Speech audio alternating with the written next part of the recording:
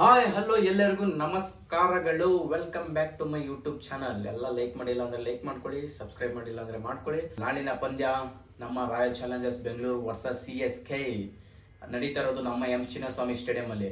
ಅದೇ ಒಂಚೂರು ನಮಗೆ ಟೆನ್ಷನ್ ಸ್ವಲ್ಪ ಇರ್ಲಿ. ಹೋದ ಮ್ಯಾಚ್ನ ನಮ್ಮ RCB ಅವರು ಚಿನ್ನಸ್ವಾಮಿಲಿ ಗೆದ್ದಿದ್ದಾರೆ ರಾಜಸ್ಥಾನ್ ವಿರುದ್ಧ. ಇವಾಗ ಚೆನ್ನೈ ಮೇಲೆ ಗೆಲ್ಲುವಂಥ ಸಮಯ.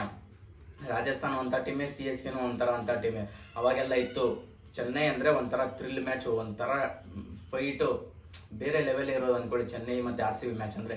ಈ ಸತಿ ಚೆನ್ನೈ ಯಾವ ಥರ ಟೀಮ್ ಆಗ್ಬಿಟ್ಟಿದೆ ಅಂದರೆ ಇನ್ನೇನು ಆಲ್ಮೋಸ್ಟ್ ಬಿಟ್ಟಿದ್ದಾರೆ. 2025 ಟಾಟಾ IPLಗೆ ಟಾಟಾ 7 ಆಗಿದೆ ಅವರು ಆಲ್ರೆಡಿ.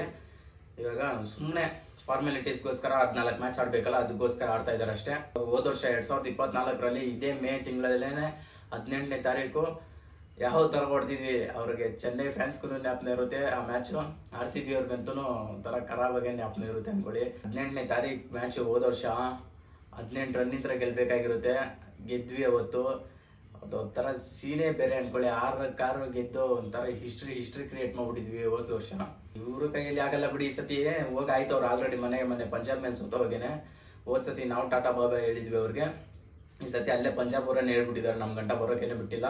ನಮ್ಮ RCB ಕಡೆ ನೋಡೋದಾದ್ರೆ RCB ಅವರಂತೂ ಎಲ್ಲ ಗನ್ ಫಾರ್ಮಲ್ಲಿ ಕಾಣಿಸ್ಕೊಂತ ಇದ್ದಾರೆ. ಫಿಲಿಪ್ ಸಾಲ್ಟ್ ಅವರು, ಕೊಹ್ಲಿ ಅವರು, ದೇವದತ್ ಪಡಿಕಲ್ ಅವರು ಎಲ್ಲ ಒಳ್ಳೆ ಫಾರ್ಮಲ್ಲಿ ಕಾಣಿಸ್ಕೊಂತ ಇದ್ದಾರೆ.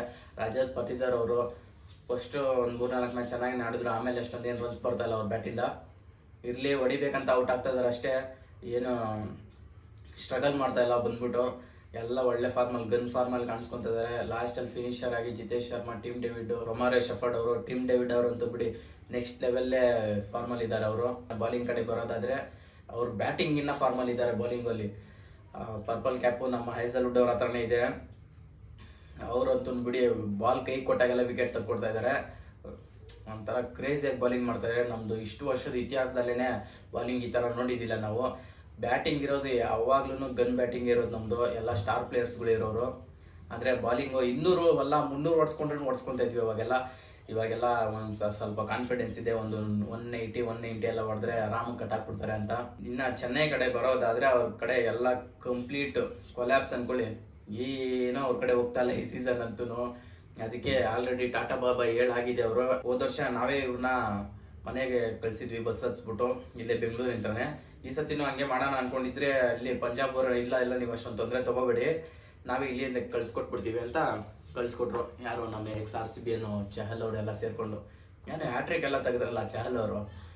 ಚೆನ್ನೈ ಅಂದಮೇಲೆ ನಮ್ಮ RCB ಇರಲೇಬೇಕು, ಗೊತ್ತಾ ಇರ್ತಾರೆ ಬಿಡಿ. ಇನ್ನು ಮೇನ್ RCB ಟೀಮೇ ನಾಳೆ ಗೊತ್ತಾರೆ, ನೋಡ್ಕೊಂಡಿರಿ. 101% ಗೆದ್ದೇ ಗೆಲ್ತಾರೆ. ಈ ಟೀಮ್ ಮೇಲೆಲ್ಲ ಸೋತ್ಬಿಟ್ರೆ ಒಂಥರ ಅಪ್ಸೆಟ್ ಅಂದ್ಕೊಳ್ಳಿ ನಮಗೆ. ನಾಳೆ ಚೆನ್ನೈ ಮೇಲೆಲ್ಲ ಸೋತ್ಬಿಟ್ರೆ ಕಂಪ್ಲೀಟ್ಲಿ ಅಪ್ಸೆಟ್ಟು.